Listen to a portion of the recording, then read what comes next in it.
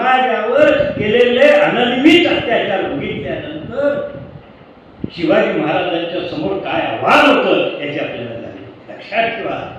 फार मोठं आव्हान घेऊन हा महापुरुष आपलं कार्य अशा पार्श्वभूमीवर कार्य आहे. इथं ज्या राज्यसत्ता होत्या त्या एकाही राज्यसत्तेला आपल्या कर्तव्याची जाणीव नाही. आपलं अधिक सुख हेच त्यांचं अंतिम सत्य होतं. आजही जगात सर्वश्रेष्ठ म्हणून ज्यांना मान दिला जातो ते आपले छत्रपती शिवाजीराजे भोसले महाराज. कसे त्यांनी राज्य निर्माण केले, कोणकोणत्या आव्हानांना ते सामोरं केले, आपल्या संस्कृती धर्माचा आदर करत इतरांच्याही धर्मांना त्यांनी कसा मान दिला, सन्मान केला, याबद्दल प्रसिद्ध इतिहासतज्ञ व्याख्याते मोडीलिपीतज्ञ मान्य श्री पांडुरंगजी बलकवडे यांनी आज भारत इतिहास संस्थेच्या या नूतनीकरण केलेल्या वास्तूत सर्वांना माहिती सांगितली. त्याचा आभार आपल्यासाठी. नमस्कार. आपल्या सर्वांचं पुन्हा एकदा सहर्ष स्वागत. छत्रपती शिवरायांच्या 345व्या पुण्यतिथीनिमित्त भारतीय संस्कृतीचे जीर्णोद्धारक छत्रपती शिवराय या विषयावरती ज्येष्ठ इतिहास संशोधक आणि भारत इतिहास संशोधक मंडळाचे चिटणीस माननीय श्री पांडुरंग बलकवडे सर यांच्या व्याख्यानासाठी आपण सर्वजण उपस्थित राहिला. आपल्या सर्वांचं मनपूर्वक स्वागत. मी भारत इतिहास संशोधक मंडळाचे चिटणीस आणि त्याचबरोबर श्री शिवाजी रायगड स्मारक मंडळाचे चिटणीस आणि आजच्या कार्यक्रमाचे अध्यक्ष माननीय श्री सुधीर थोरातजी यांना कार्यक्रम सुरू करण्याची परवानगी मागतो आणि मी आजचे आपले वक्ते भारत इतिहास संशोधक मंडळाचे चिटणीस आपल्या सर्वांचे प्रिय ज्येष्ठ इतिहास संशोधक माननीय श्री पांडुरंग बलकवडे सर यांना विनंती करतो की त्यांनी कृपया आपला विषय मांडावा. धन्यवाद.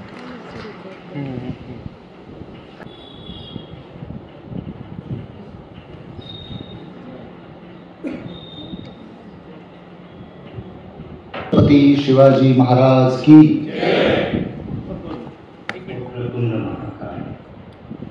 सूर्यकोटी समाप्त निर्विघ्नं कुरुते सर्व कार्येषु सर्वदा. आई आदिशक्ती तुळजाभवानी छत्रपती शिवराय. भारत इतिहास संशोधक मंडळाच्या या ऐतिहासिक राजवाडे इतिहासाच्या आणि राजवाडे सभागृहामध्ये या वास्तूच्या उद्घाटनानंतरचा हा एक प्रकारे इतिहासावरचा पहिलाच कार्यक्रम आहे आणि म्हणून मंडळाचं चिटणीस म्हणून एक कर्तव्य म्हणून मी प्रथम आपल्या सगळ्यांचं स्वागत करतो. आजच्या कार्यक्रमाचे अध्यक्ष श्री शिवाजी रायगड स्मारक मंडळाचे चिटणीस सचिव सुधीरजी थोरात की त्यांच्या नेतृत्वाखाली गेली अनेक वर्ष श्री शिवाजी रायगड स्मारक मंडळाची वाटचाल. कालच रायगडावर छत्रपती शिवाजी महाराजांच्या पुण्यतिथीचा सोहळा पार पडला आणि त्या सर्व कार्यामध्ये त्यांचं फार मोठं योगदान.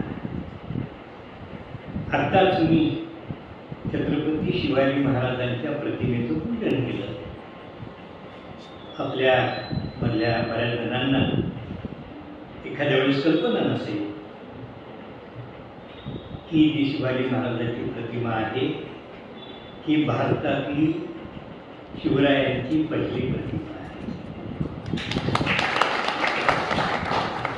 आपल्याला कल्पना आहे की आपल्या मंडळाच्या जवळ शिवाजी स्मारक श्री शिवाजी स्मारक आहे. त्या स्मारकामध्ये शिवाजी महाराजांचा संगमरवरामधला पहिला अर्धोत्तारा तिथं बसवण्यात आला. त्या पुतळ्याचं, त्या शिल्पाचं काम शिल्पकार फडके यांना सांगितलं होतं, त्यांनी तो घडवलेला आहे. ते शिल्प घडवण्या अगोदर शिवाजी महाराजांची ती प्रतिमा कशी असावी आणि म्हणून त्यांनी या पुतळ्याची निर्मिती केली आणि या पुतळ्यावरून तो पुतळा झाला आणि म्हणूनच भारतातील पहिला शिवाजी महाराजांचा पुतळा अशी ही भारतीय संस्कृत मंडळात त्याचं म्हणून मोठं स्थान आहे. त्याला मी नतमस्तक. शिवाजी महाराजांची कालच पुण्यतिथी झाली. रायगडावर मोठा सोहळा पुण्यतिथीचा पार पडला, अभिवादन करण्यात आलं. साधारणपणाने शिवजयंतीचा सोहळा महाराष्ट्रात नव्हे, देशात नव्हे, तर जगभरात होत असतो. परंतु पुण्यतिथीचा सोहळा मात्र फक्त रायगडावर. आणि म्हणूनच भारतीय संशोधक मंडळाने असा निर्णय घेतला की या पुण्यतिथीच्या सोहळ्याच्या निमित्ताने शिवाजी महाराजांच्या कार्याविषयी इतिहास संशोधक मंडळात काही मंथन व्हावं, त्या हेतूने या व्याख्यानाचं आयोजन करण्यात आले. आज जाणीवपूर्वक जो विषय घेतला आहे की छत्रपती शिवाजी महाराज भारतीय संस्कृतीचे जीर्णोद्धारक. जीर्णोद्धार हा शब्द जाणीवपूर्वक घेतलेला आहे. जीर्ण झालेली वास्तू, जीर्ण झालेली संस्कृती, तिचं रक्षण आणि तिचं संवर्धन अशा अनेक अर्थाने त्या शब्दाचं महत्त्व आहे. आपल्या सगळ्यांना कल्पना आहे की 350 वर्षांपूर्वी शिवाजी महाराजांनी या देशामध्ये प्रस्थापित असलेल्या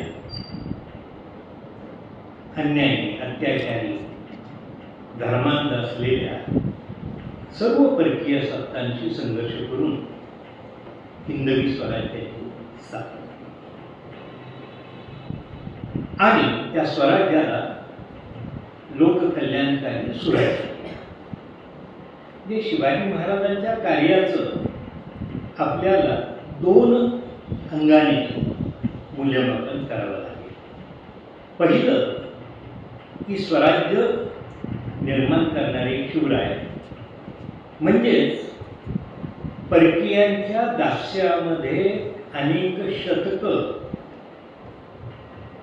असलेल्या भारतीय संस्कृती, हिंदुस्थान आणि हिंदू समाज यांना मुक्त करण्याचं कार्य.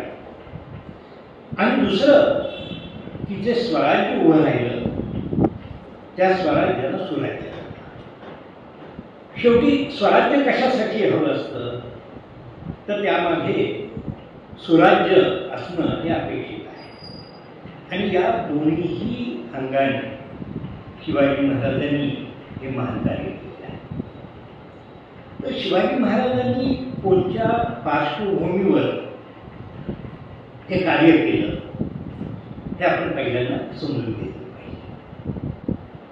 आपल्या सगळ्यांना कल्पना आहे की आपला भारत देश किंवा आपली भारतीय संस्कृती ही जगामधली सगळ्यात प्राचीन संस्कृतीपैकी एक संस्कृती अशी तिची ओळख आहे. जगामध्ये अनेक प्राचीन संस्कृत्या होत्या. इजिप्तची असेल, मेसोपोटेमिया असेल, ग्रीकांची, रोमन, शक, कुशाक या मंगोलियामधल्या, चीनी संस्कृती तेवढीच प्राचीन आहे. या सर्व संस्कृत्यांमध्ये मानवी जीवन हळूहळू उत्क्रांत होत मानवी जीवनाची प्रगती होत आली. आणि या सर्व संस्कृती असणारी भारतीय या सर्व संस्कृतींच्या अंगाने भारतीय संस्कृतीचा विचार करत असताना आपल्याला असं सांगता येईल की या सर्व संस्कृत्या आज वर्तमानामध्ये आपलं अस्तित्व हरवून घेतले आहे. म्हणजे काय झालं तर आज आपल्याला असं लक्षात येईल की इजिप्तमध्ये त्या प्राचीन इजिप्तच्या संस्कृतीचे दर्शन घडवणारे अवशेष आहेत पिरामिडच्या रूपाने. परंतु त्या अवशेष ज्या समाजाने निर्माण केले त्या समाजाचे जे वर्तमान काळातले वंशज आहेत त्या वंशजांनी मात्र आपल्या त्या प्राचीन पूर्वजांशी त्या महान समाजाशी आपलं नातं तोडून टाकलेलं आहे. इजिप्तमधला समाज वर्तमान काळातला तो त्या सर्व आपल्या पूर्वजांना नाकारत नाही किंवा त्यांची जी जीवन पद्धती आहे ती त्यांनी नाकारलेली आहे. त्यांचं नातं एका वेगळ्या संस्कृतीशी त्यांनी जोडलं. अशीच परिस्थिती सिरियामध्ये आपल्याला पाहायला मिळते. नुकतंच इराक सिरियामध्ये जे काही ISISची उठाव झाला आणि सिरियामध्ये मेसोपोटेमियामध्ये जे काही प्राचीन संस्कृतीचे अवशेष होते ते त्यांच्याकडे मोठमोठ्या संग्रहालयामध्ये आणि जागतिक पातळीवर त्या सर्व संग्रहालयांमधल्या अवशेषांचा अभ्यास होत होता.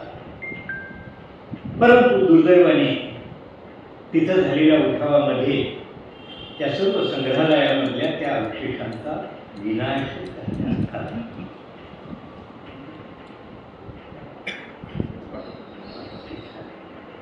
तर त्या सर्व त्या अवशेषांचा त्यांनी विध्वंस केला. अशीच परिस्थिती आपल्याला अफगाणिस्तानमध्ये पाहायला मिळते. 2000 वर्षांपूर्वी अफगाणिस्तानमध्ये बामियांच्या बुद्धाच्या त्या प्रतिमेची निर्मिती करण्यात आली होती. तर त्या बामियांमधला त्या महान बुद्धाची प्रतिमा जगाला अहिंसेचा मानवतेचा संदेश देत होते. परंतु तिथल्या तालिबानी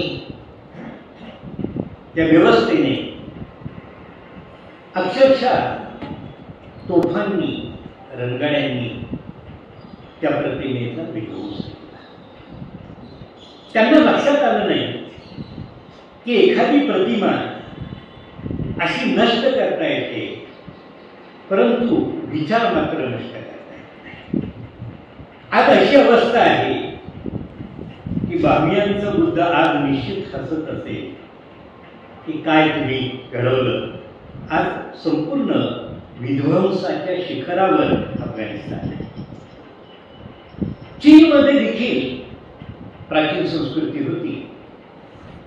आज तिची देखील अवस्था तशीच आहे.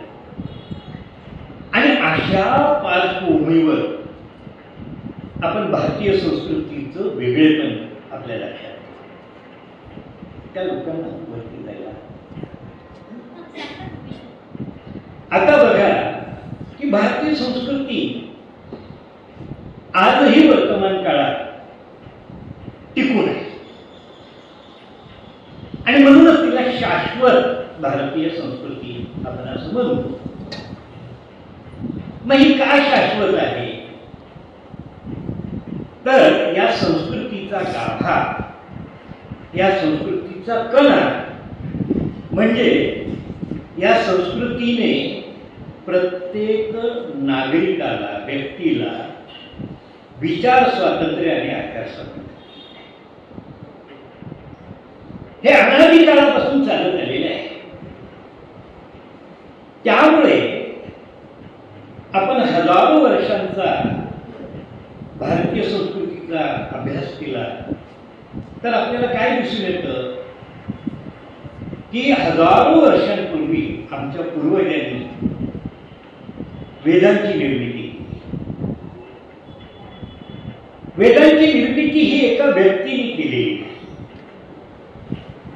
ती हजारो ऋषी मुनींनी, विद्वानांनी या विश्वाचं चिंतन केलं आणि त्या चिंतनातून या विश्वाविषयीची जी गूढ त्यांना उलगडली ती त्यांनी वेदांच्या वृत्तांच्या माध्यमातून जगासमोर मांडली. आणि म्हणूनच आज वेदांना जगातलं सर्वात प्राचीन वाङ्मय अशी मान्यता आहे. वेद काही एका व्यक्तीची निर्मिती नाही. आणि मी आज हे सांगतो, वेद म्हणजे अंतिम सत्य नाही. ती तत्कालीन विद्वानांना जे वाटलं, जे भावलं, जे अनुभवलं ते त्यांनी मांडलं. आपण कधीही असा आग्रह धरत नाही की वेद म्हणजे अंतिम सत्य. आता बघा, आपल्या संस्कृतीमध्येच चार्वाकासारखा ईश्वराचं अस्तित्व नाकारणारा नास्तिक, त्यालाही महर्षी पद प्राप्त झालेलं आहे. एवढंच कशाला, ज्यावेळेस आपल्या संस्कृतीमध्ये कर्मकांडांचं अवलंबन भासलं आणि समाजाला ते असह्य झालं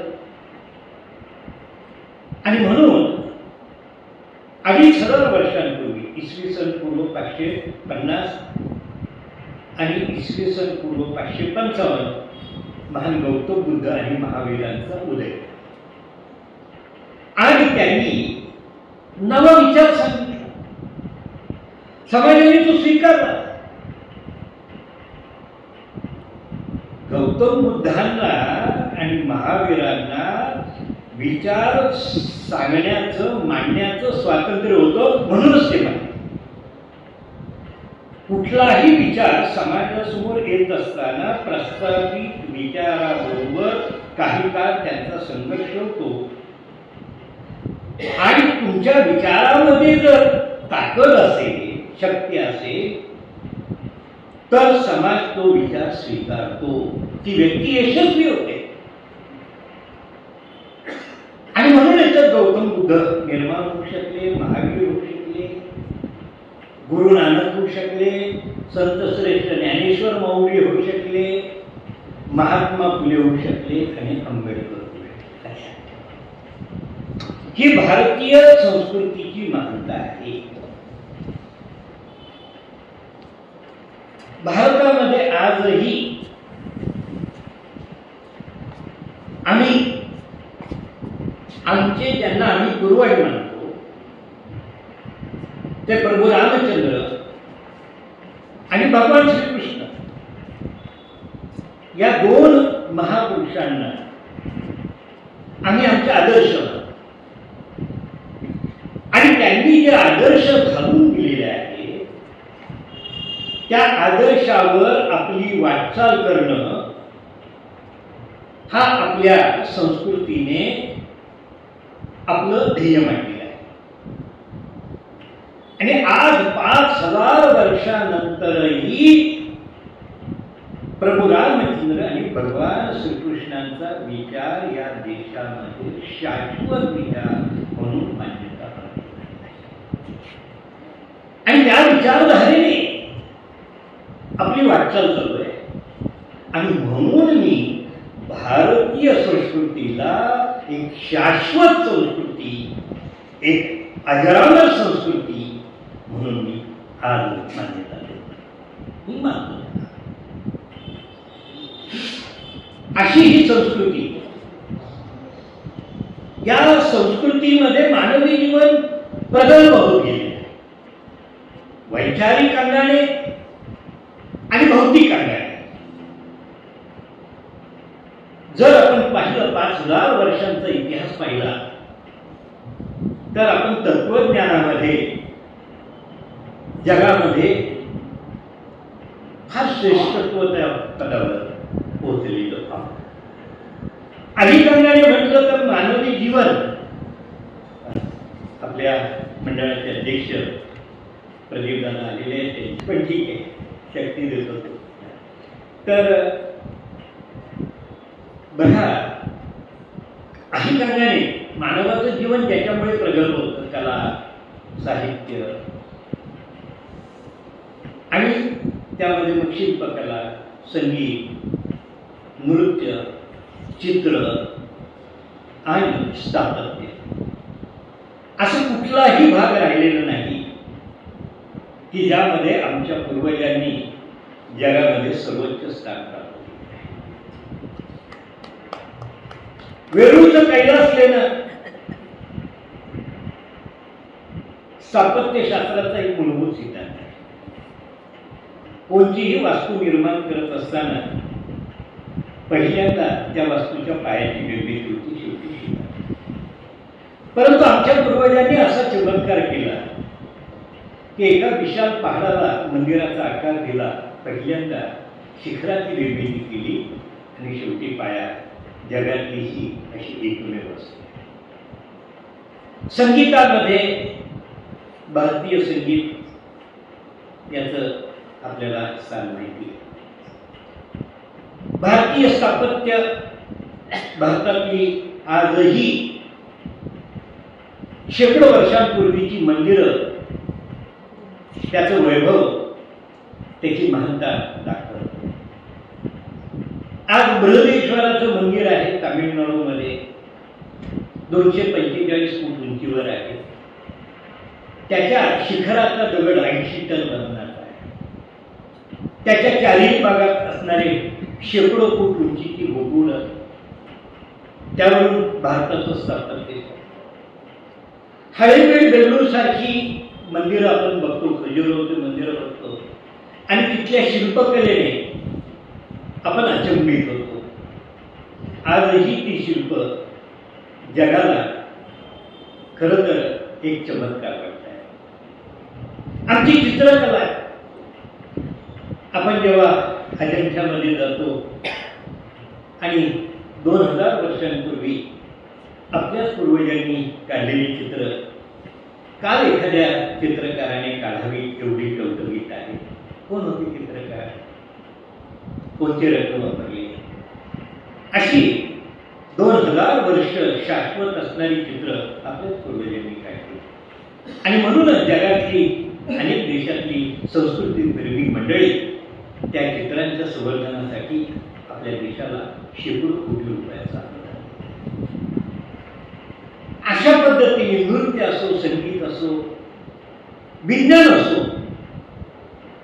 विज्ञानाचं एकच उदाहरण सांगतो की आपल्याला कल्पना आहे की दिल्लीमध्ये कुतुब मिनारच्या प्रांगणामध्ये एक लोहस्तंभ आहे. या लोहस्तंभाची निर्मिती 4थ्या शतकामध्ये गुप्त सम्राट विक्रमादित्याने केली आहे, विष्णुस्तंभ. आज या लोहस्तंभाच्या निर्मितीला 1600 वर्ष झालेली आहे. परंतु 1600 वर्ष ऊन वारा पावसात असतानाही त्याच्या 1 स्क्वेअर सेंटीमीटर भूभागावर गंज चढला नाही, असं पोलाद आपल्या पूर्वजांनी निर्माण केलं. मला असं वाटत नाही आज 21व्या शतकातील कुठल्याही वैज्ञानिकाला किंवा त्या संशोधकाला ते शक्य. आणि सगळ्यात शेवटचा प्रश्न जो नेहमी पडतो आपल्यासमोर की आपला भारत देश जगातला सर्वात समृद्ध देश असते, परंतु आपल्या मनात, आजच्या तरुणाच्या मनात नेहमी शंका येते की खरंच आमचे पूर्वज एवढे समृद्ध होते का? आपला देश आपला एवढा समृद्ध होता का? कारण की 18 विश्व दारिद्र्य बघितल्यानंतर साहजिक त्यांच्या मनात हा विचार निर्माण होऊ शकतो. आणि अशा मुलाला 2 उदाहरणं देणं मला आवश्यक वाटतं.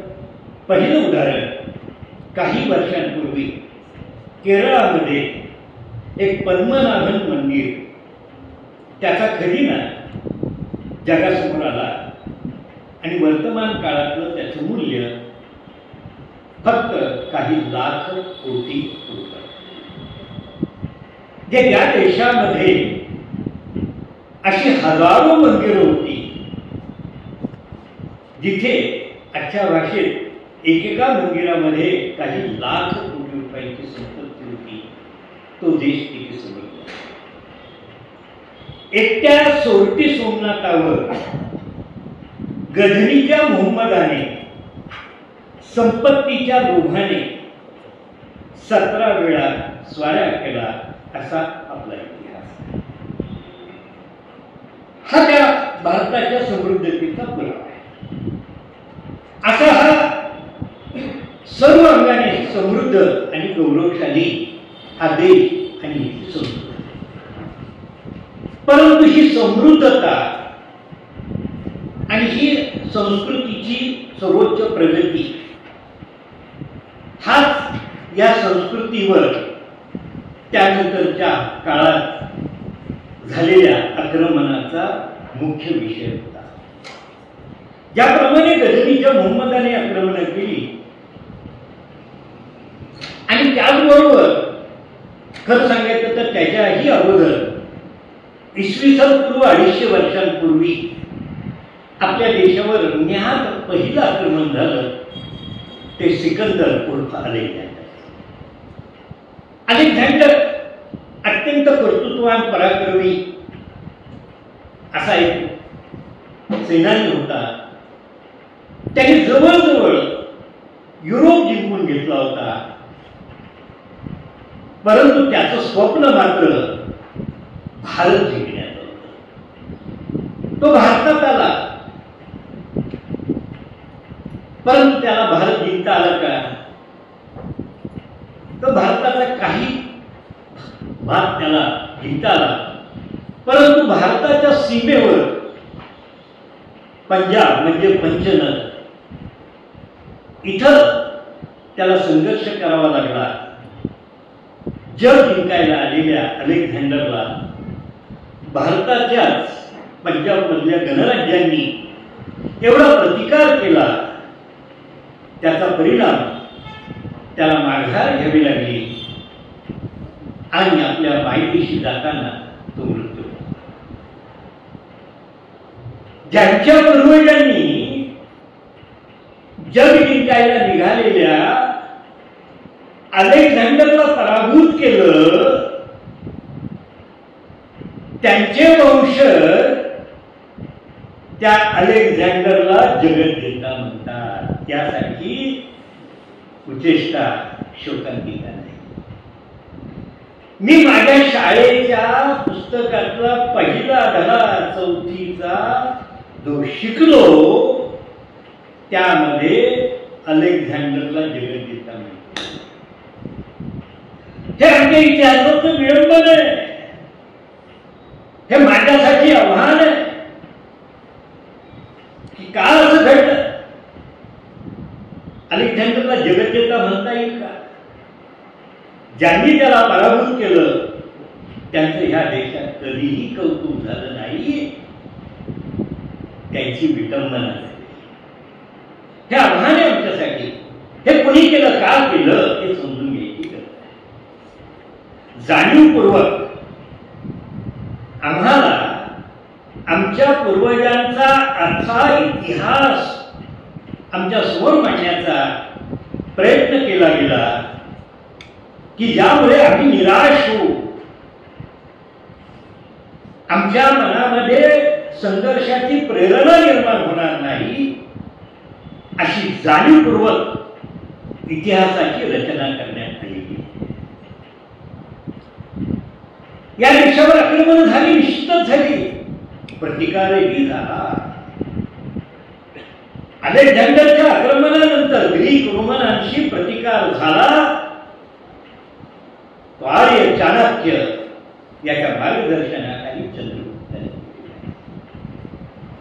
एक सामान्य व्यक्ती आपल्या संस्कृतीच्या, आपल्या राष्ट्राच्या, आपल्या समाजाच्या रक्षणाला उभी राहिली आणि त्यांनी महान क्रांती केली. या परकीयांचा पराभव करून आपल्या राष्ट्राला स्वतंत्र केले. त्याचबरोबर महान चंद्रगुप्ताने आणखी एक मोठी प्रक्रिया केली की या सर्व आक्रमणामध्ये आम्ही वारंवार पराभूत का होत होतो याचं चिंतन केलं. जर आपण पाहिलं तर आपल्या देशामध्ये पूर्व पश्चिम दक्षिण उत्तर हजारो राज्य होती, अनेक राजे होते. त्यांच्यात आपापसात स्पर्धा, द्वेष, मत्सर, आपापसातलं वैर, संघर्ष. कित्येक वेळा आपापसातील स्पर्धेमध्ये त्यांनी परकीयांना आपल्या देशामध्ये आमंत्रित केलं हे आपल्याला दिसतं. या पुन्हाकडे ही एकसंघ शक्ती नव्हती, एक संघटन नव्हतं. याची जाणीव झाल्यानंतर चंद्रगुप्ताने, चाणक्याने या देशाला एकसंघ केलेला आहे. एक शक्तिशाली हिंदुस्थान त्यांनी उभा केला. परंतु गेले 200 वर्ष आम्हाला काय सांगितलं जातं, हा देश कधीही एक नव्हता, त्या देशात कधीही समाज एक नव्हता, इथं राज्य अनेक, प्रांत अनेक, भाषा अनेक, आणि या रानटी देशाला माणूस बनवण्यासाठी आम्ही आलेलो आहोत. एक जण सांगतात, तुम्ही आम्हाला रानटीपणाची व्याख्या सांगता. ज्यावेळेस तुम्ही आदिमानव अवस्थेत होता त्यावेळेस इथं महामानव राहत होते. सिंधू संस्कृती, त्या सिंधू संस्कृती मधला सामान्य समाज इतका प्रगत होता की त्यावेळेस जग त्यांच्या अशा पद्धतीचे इतिहासाचं विडंबन झालेलं आपल्याला. इतिहासाचा अभ्यास करत असताना मला माझ्या पूर्वजांचा गौरवशाली इतिहास जसा समजून घेऊन त्यातून प्रेरणा घ्यायची असते, तसंच माझ्या पूर्वजांच्या चुकांचा अभ्यास करून भविष्यामध्ये अशा चुका पुन्हा करणार नाही माझा समाज, माझं राष्ट्र, हाही विचार समाजासमोर मांडला. आणि म्हणून त्या अंगाने इतिहासाचं मूल्यमापन काय. नंतरच्या काळात या देशामध्ये पुन्हा अहिंसेचं अवलंबन. लक्षात ठेवा, कुठले काय झालं, महान गौतम बुद्धाने एका विचाराने इसवी सन पूर्व 500, त्याला 500 वर्ष झालेली होती, विचारवंतांचा अभाव निर्माण झाला होता, शुद्धीकरणाची प्रक्रिया थांबलेली होती. लक्षात ठेवा, थोडंसं अवघड वाटेल आपल्याला. त्या विचाराला ग्लानी आलेली होती आणि त्याचा परिणाम कोणतंही राष्ट्र समाज आणि संस्कृतीच्या रक्षणासाठी रक्षणकर्ता वर्ग, मी त्याला शास्त्रज्ञ म्हटलं, शास्त्र धर्म म्हटलं की मला चातुर्वर्ण राहता जाईल म्हणून मी तो शब्द वाईट टाकून देतो. कुठलंही राष्ट्र, कुठलाही समाज शक्तीशिवाय, शस्त्राशिवाय स्वतंत्र राहू शकत नाही. हा जगाचा इतिहास आहे. आमच्यातही तसंच घडलं आणि त्याचा परिणाम पूर्व आशियामधून, मंगोलियामधून तिथं असलेला एक रानटी समाज, अत्यंत क्रूर असलेला, कित्येक लाखाच्या टोळ्या मंगोलियामधून यायच्या. पहिली निघाली सुनाई, पहिले शक, खून आणि कुशाण या 3 रानटी टोळ्यांनी भारतावर आक्रमण केले. त्या रानटी टोळ्यांना भारतीय सुसंस्कृत समाज प्रतिकार करू शकला नाही. लक्षात ठेवा, जगाच्या इतिहासाचा जर अभ्यास केला तर इतिहासामध्ये रानटी समाजाने सुसंस्कृत समाजावर अनेक वेळा आक्रमण करून त्याचा विनाश केलेला आहे. हा रानटी समाजाला लाखाच्या 5-10 लाखाच्या टोळ्या सगळा विध्वंस करत आला. त्यांनी पूर्व भारत जिंकला. शक आले, त्याच्या मागे हून आले, मग कुशाण आले, ते एकमेकाला रेटत मध्य म्हणजे महाराष्ट्रापर्यंत आले. इसवी सनाच्या पहिल्या शतकामध्ये महाराष्ट्रामध्ये शकक्षत्रपांचं परकीयांचं राज्य होतं. आणि याच महाराष्ट्रामध्ये या शकक्षत्रपांशी विरोध करणारा पहिला राजवंश निर्माण झाला, स्वकीय राजवंश. त्यांना शालिवाहन. शालिवाहन राजांविषयी असं म्हटलं गेलंय की त्यांनी मातीच्या पुतळ्यांमध्ये प्राण फुंकून स्वातंत्र्याची चळवळ उभी केली.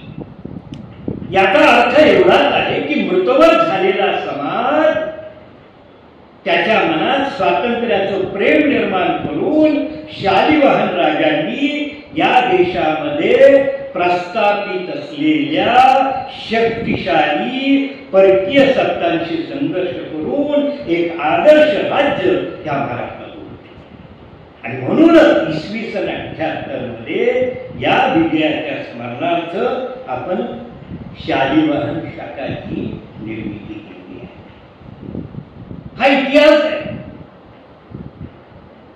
जर भारताचा इतिहास बघितला तर शक, हुन आणि कुशाण या रानटी लोकांना भारताने, भारतीय संस्कृतीने, इथल्या समाजाने माणूस बनवलं, आपल्यात सामावून घेतलं. तुम्हाला आश्चर्य वाटेल की 4-5व्या शतकानंतर या देशामध्ये या तिन्ही रानटी समाज अस्तित्वात राहिला नाही. तो भारतीय समाजात एकरूप होऊन गेला. एवढी रानटी समाजाला आपल्यात पचवण्याची आणि त्यांना माणूस बनवण्याची, सुसंस्कृत बनवण्याची ताकद भारतीय संस्कृती. पुढच्या काळामध्ये मात्र जी आक्रमणं झाली ती आक्रमणं मात्र वेगळी.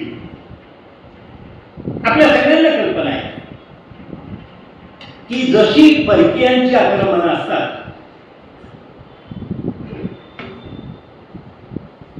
मी मगाशी सांगितल्याप्रमाणे परकीयांच्या आक्रमणाला थोपवणं हे जसं कार्य असतं, तसं आपल्या संस्कृतीमध्ये, समाजामध्ये जी अनिष्टता निर्माण होते, की जी समाजाला असह्य झालेली असते,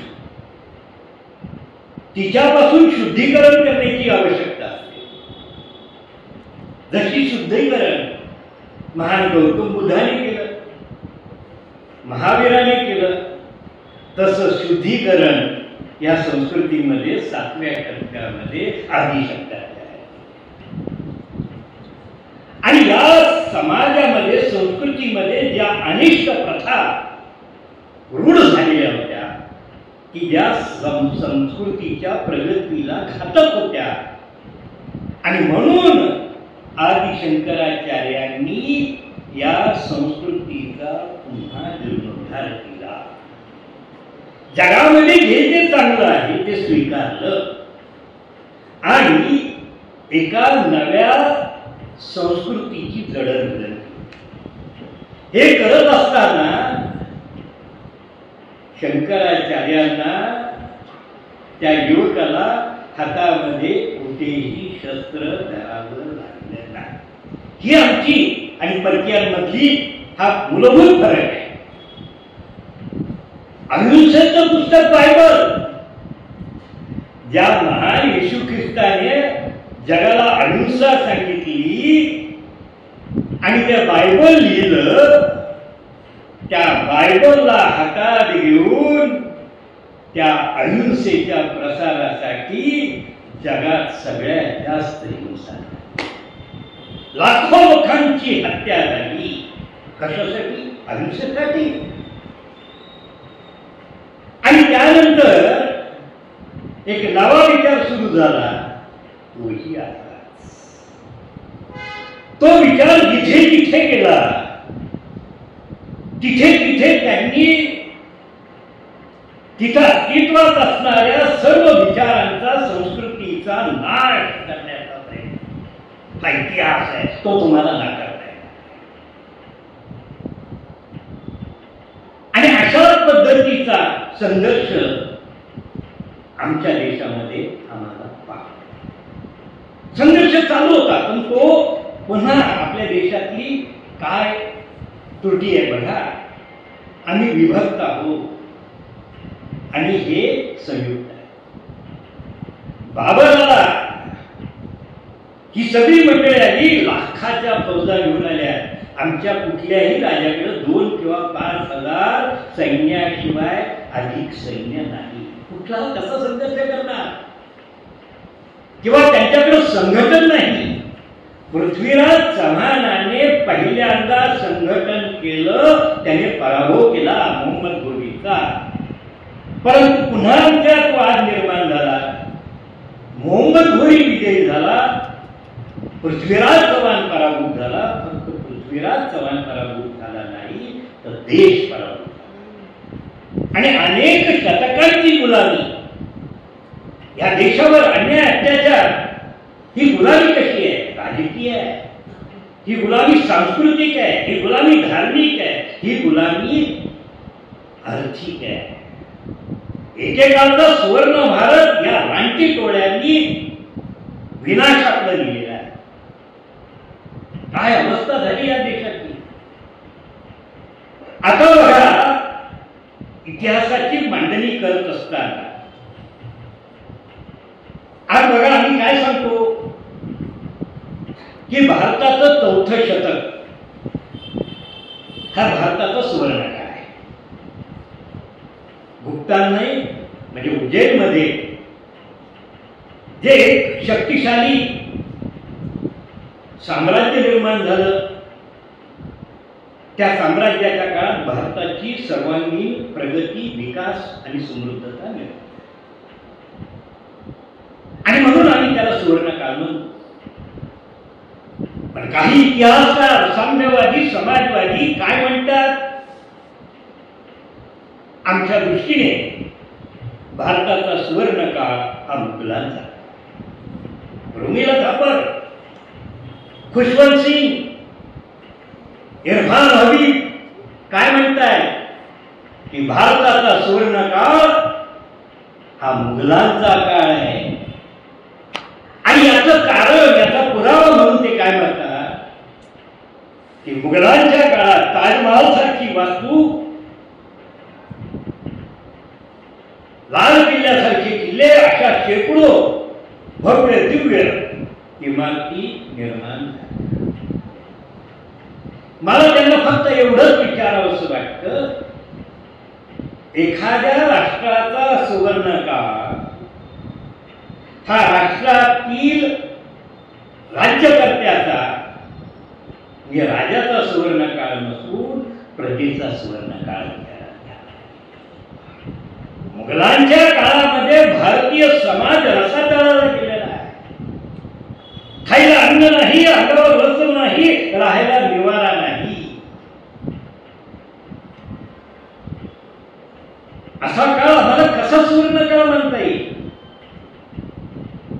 असा काळ एकाच महापुरुषाने निर्माण केला, तो म्हणजे छत्रपती शिवाजी महाराज.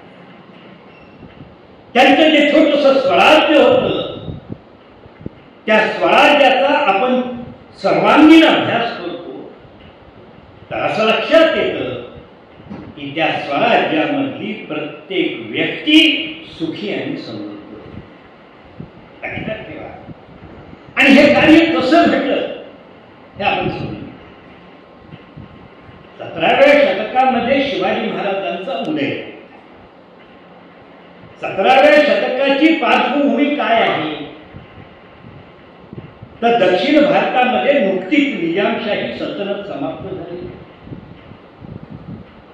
हैदराबादमध्ये कुतुबशाही सल्तनत, विजापूरमध्ये आदिलशाही, उत्तरेकडं जगातलं सगळ्यात बलाढ्य मुघल साम्राज्य आहे. पश्चिम किनारपट्टीवर पोर्तुगीज, फ्रेंच, डच, इंग्रज अशा सत्ता आहेत. जंजिरीकर स्थिती आहे. काय दुर्दैव आहे बघा. आमची गुलामीविषयी मी चिंतन करत असताना की त्या अरबांनी आफ्रिकेवर छापे घालायचे, तिथल्या त्या बिचाऱ्या निग्रो लोकांना गुलाम म्हणून कैद करून आणायचं पशुवर आणि इथल्या राज्यकर्त्यांना त्यांना विकायचं. त्यांचं सैन्य उभं राहिलं. साहजिकच त्यांचा स्वतःचा धर्म नव्हता, स्वामीचा धर्म त्यांना लागला. त्या गुलामांनी स्वतःचं सैन्य आणि राज्य निर्माण केलं. त्यांनीही आम्हाला गुलाम केलं. त्या जंजिरेकर सिद्धीने कोकणामध्ये हिंदू समाजावर केलेले अनन्वित अत्याचार बघितल्यानंतर शिवाजी महाराजांच्या समोर काय आव्हान होतं याची आपल्याला झाली. लक्षात ठेवा, फार मोठं आव्हान घेऊन हा महापुरुष आपलं कार्य, अशा पार्श्वभूमीवर कार्य आहे. इथं ज्या राज्यसत्ता होत्या त्या एकाही राज्यसत्तेला आपल्या कर्तव्याची जाणीव नाही. आपलं अधिक सुख हेच त्यांचं अंतिम सत्य होतं. जनतेच्या शोषणातून आपले राजवाडे बांधायचे, आपल्या उपभोगाची साधनं निर्माण करायची, हेच त्यांचं जीवन. किती प्रकारचे अत्याचार होते. खरं तर आपला विचार प्रसार करण्याचा प्रत्येकाला अधिकार असला पाहिजे, पण हे करत असताना तुम्हाला कुणाचाही विचार सक्तीने नष्ट करता कामा नये. स्वेच्छेने कुणी विचार निश्चित स्वीकारावा.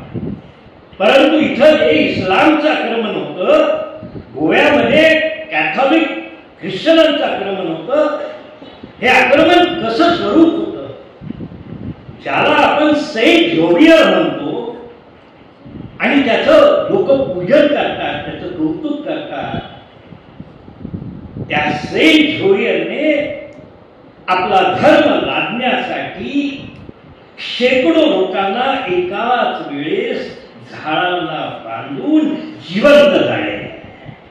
हजारो लोकांना जिवंत जाळणारा सेंट झोवियर हा भारतामध्ये एक सेंट म्हणून गौरवला जातो.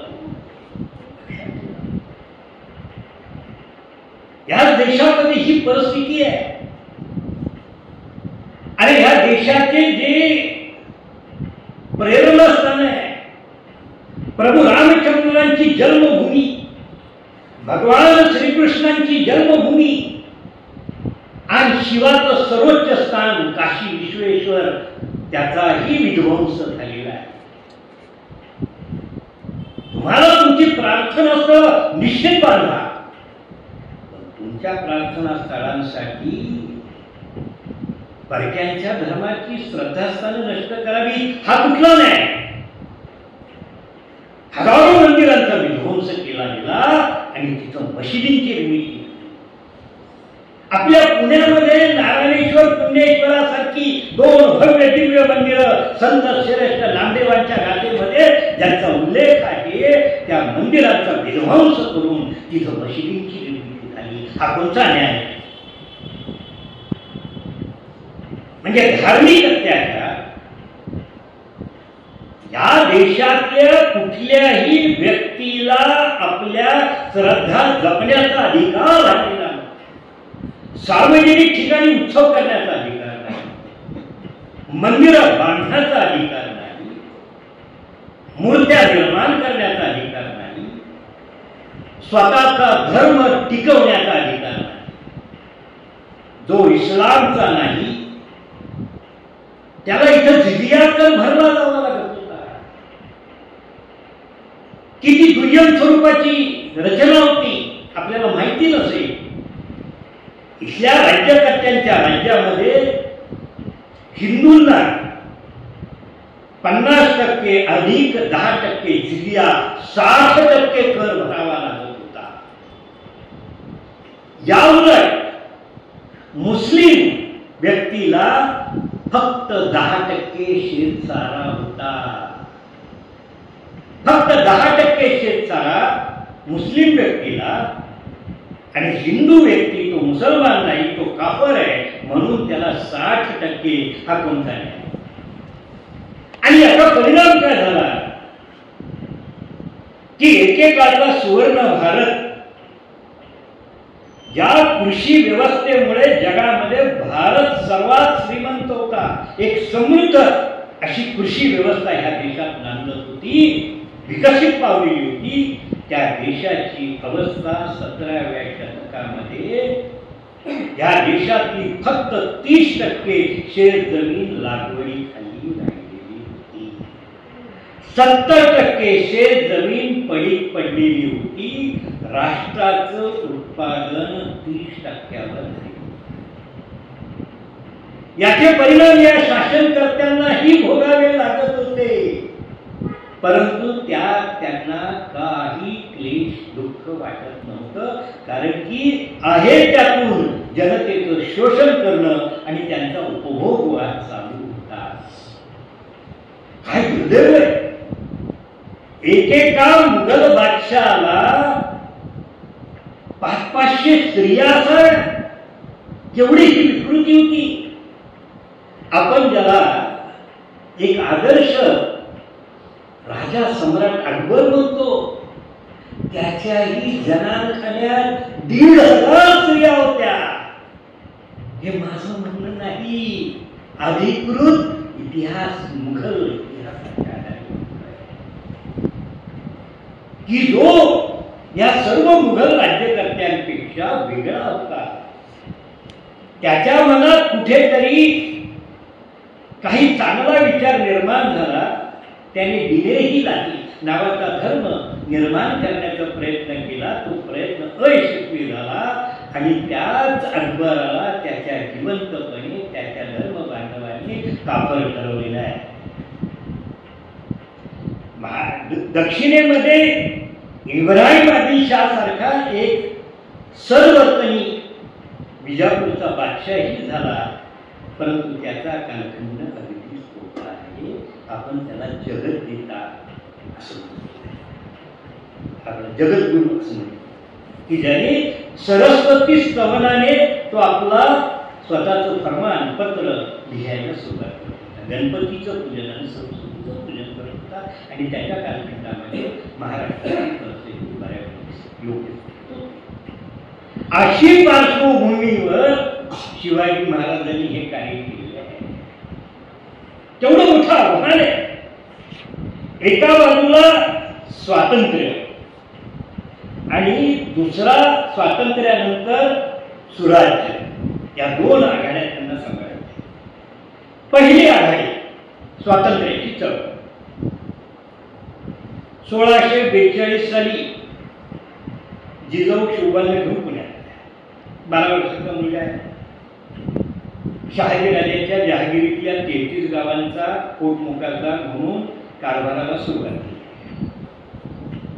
जिजाऊंनी त्यांची जडणघडण केलेली आहे. रामायण महाभारत सांगितलेलं आहे.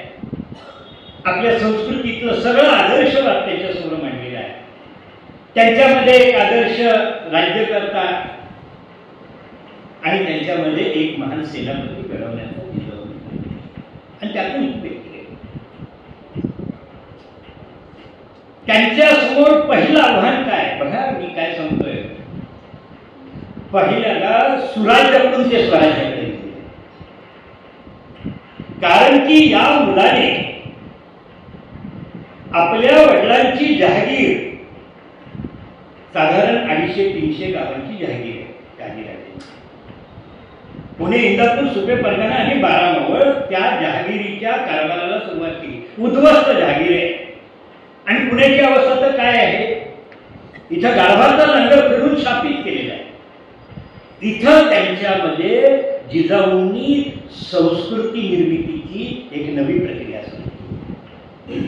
जगाच्या इतिहासामध्ये गाढवाचा नांगर फिरून भूमीला शापित करण्याच्या अनेक घटना घडलेल्या आहेत, परंतु गाढवाचा नांगर फिरून शापित केलेल्या भूमीमध्ये सोन्याचा नांगर फिरून त्या भूमीला पवित्र करण्याची जगातली ही पहिली प्रक्रिया आहे.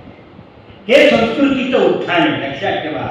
शिवाजी महाराजांनी वयाच्या 12व्या वर्षी संस्कृतीचं आपल्या पुण्याचा जीर्णोद्धार केलेला आहे.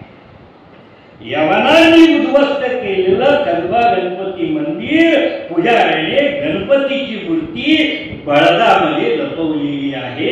तिला सन्मानपूर्वक बाहेर काढून एका भव्य मंदिराची निर्मिती करून विधिवत गणेशाची स्थापना करून आपल्याचा कार्याचा शोध.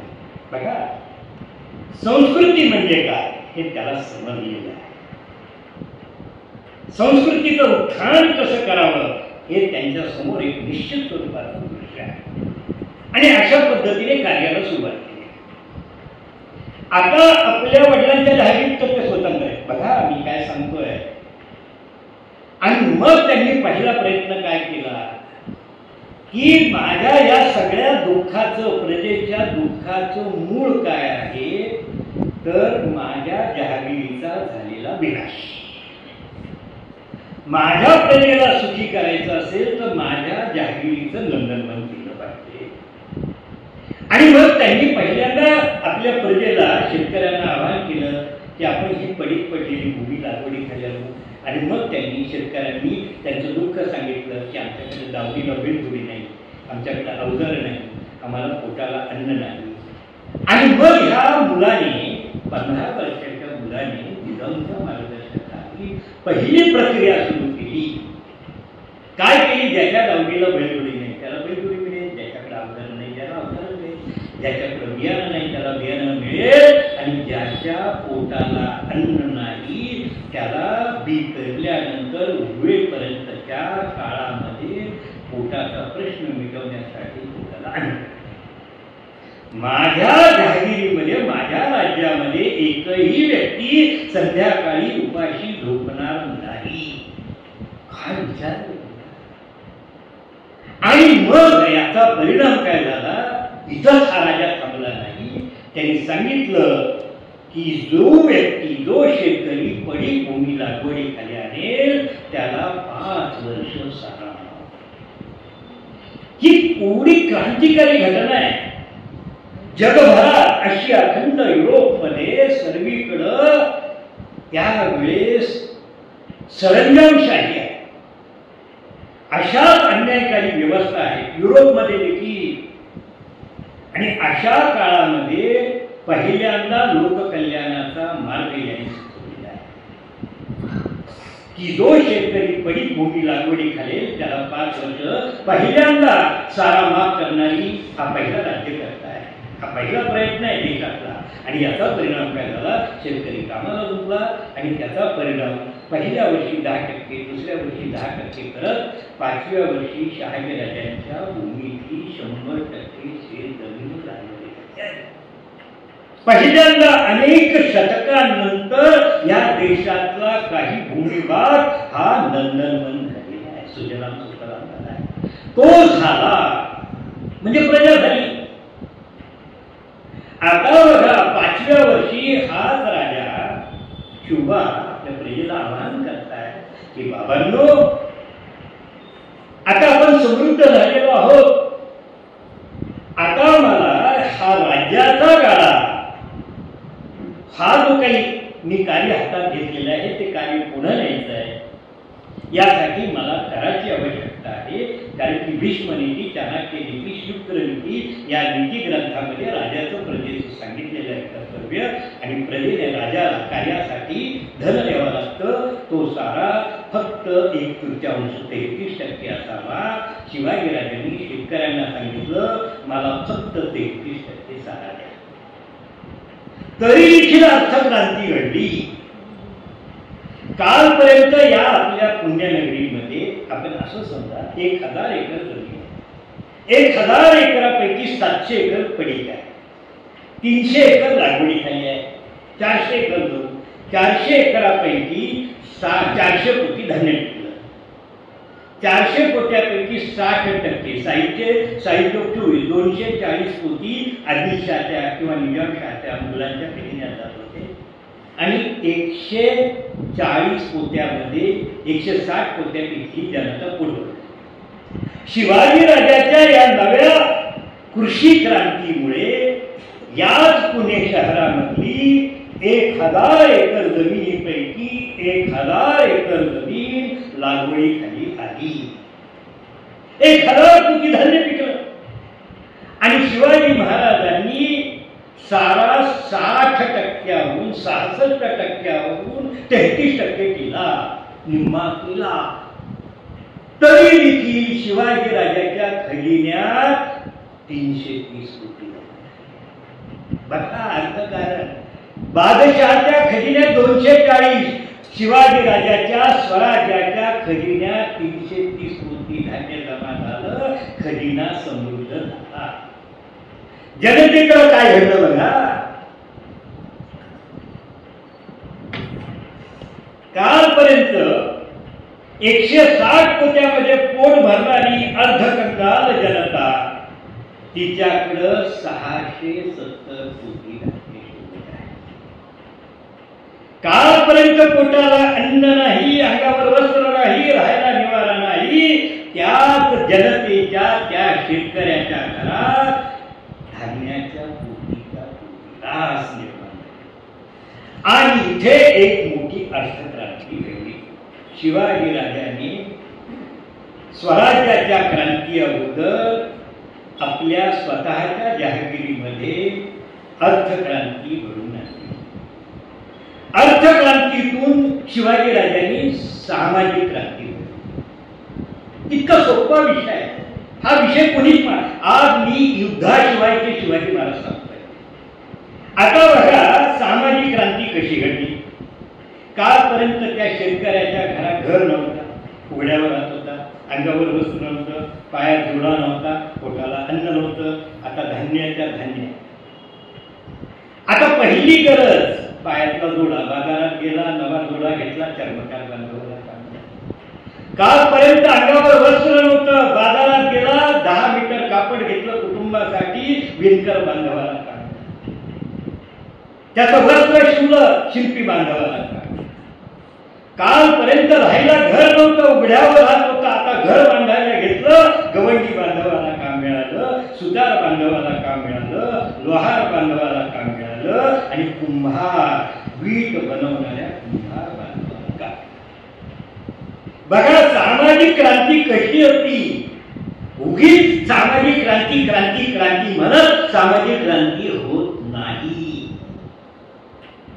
जगाच्या अर्थशास्त्राचा एक मूलभूत सिद्धांत आहे. आर्थिक दारिद्र्य, सामाजिक अप्रतिष्ठा. आपली जी अप्रतिष्ठा होते ना ती दारिद्र्यामुळे निर्माण होते, आणि समाजामध्ये जी दरी निर्माण होती ती दारिद्र्यामुळे निर्माण होते. शिवाजी राजाने इथं असलेल्या प्रत्येक व्यक्तीच्या हाताला काम देऊन त्याचं दारिद्र्य समाप्त. आता बघा कालपर्यंत सोनाराच्या घरामध्ये दुकानाच्या समोर खायला पोटाला अन्न नाही, सोनाराकडून सोन्याचं काम कोण करून घेणार.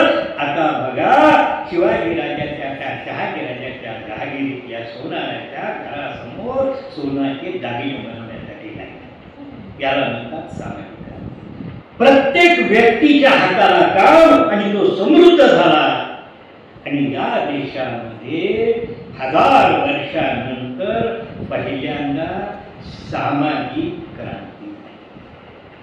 समाजामध्ये जाती जातीमध्ये जी दरी निर्माण झाली होती ती दरी संपुष्टात येऊन समाज एकसंध झाला. आणि त्या समाजातली प्रत्येक व्यक्ती एकमेकाला रिस्पेक्ट द्यायला आदरली पाहिजे. आणि मग समाजाच्या मनात पहिला विचार सुरू झाला की कालपर्यंतचं दारिद्र्य, कालपर्यंतचा परकीयांच्या आदिलशाहीच्या निजामशाहीच्या काळामध्ये होणारा अन्याय, अत्याचार, अधर्म, आणि शिवाजी नावाच्या या प्रभू रामचंद्राने निर्माण केलेलं हे रामराज्य. आणि मग पहिला विचार सुरू झाला की जे शिवाजीने रामराज्य निर्माण केलेलं आहे, आपल्याला सुखी केलेलं आहे, आपलं सुख शाश्वत टिकायचं असेल तर हा राजा प्रभू रामचंद्र रूपी हा राजा आहे, तो जगला पाहिजे, तो टिकला पाहिजे, त्याचं राज्य टिकलं पाहिजे. कारण की हे माझ्यासाठी आहे. तुम्हाला आश्चर्य वाटेल ह्या देशामध्ये, ह्या देशातल्या सामान्य व्यक्तीमध्ये अशा पद्धतीची भावना पहिल्यांदा निर्माण झाली आहे. हे राष्ट्र माझं आहे, हा समाज माझा, हा धर्म माझा, हा राजा माझा आहे, कारण की तो माझ्यासाठी. जे राज्य प्रजेचं काळजी घेतं, सुख पाहतं, त्या राज्याविषयी काळजी आहे. औरंगजेबाबद्दल काय वाटायचं कारण आहे? मुघल राज्याच्या प्रजेला आणि मुघल सैनिकांना औरंगजेबासाठी आपण बलिदान दिलं पाहिजे असं का वाटेल? आणि ज्यांनी मला मुलाबाळापासून 27 वर्ष इथं आणून दाबलेलं आहे, माझी मुलं बाळ मला बघायला मिळत नाही, माझी मुलं बाळ उपाशी आहेत, त्या औरंगजेबासाठी का बघायचं? लक्षात ठेवा, शिवाजी आणि औरंगजेब या दोघांमधल्या विचाराचा हा महत्वाचा फरक आहे.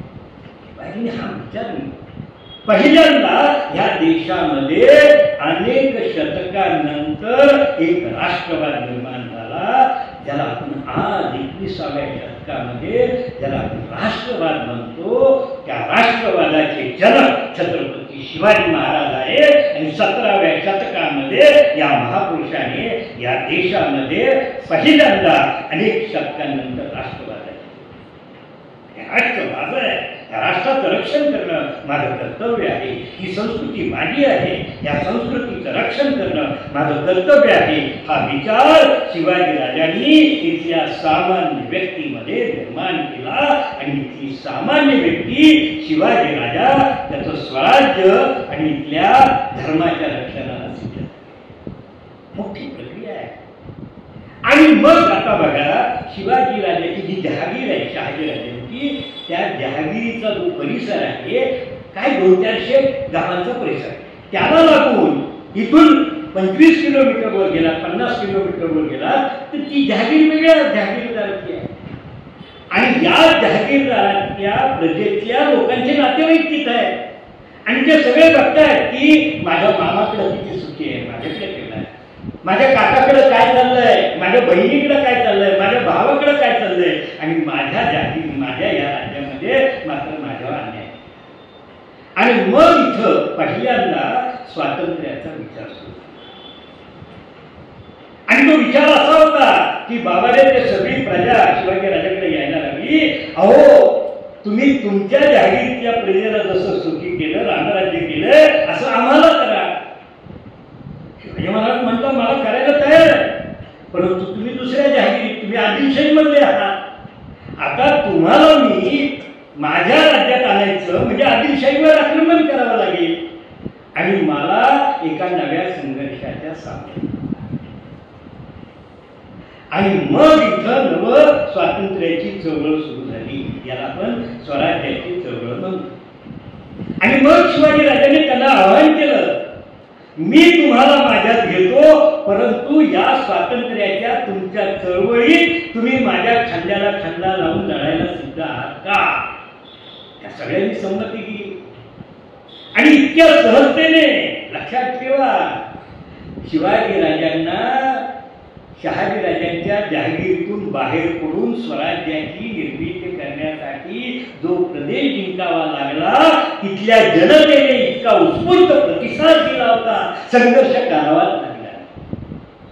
आता किल्ले मात्र केंद्रीय सत्तेच्या ताब्यात होते. लक्षात ठेवा, जहागीर जरी शहाजी राजांची होती तरी किल्ले केंद्रीय सत्तेच्या ताब्यात होते.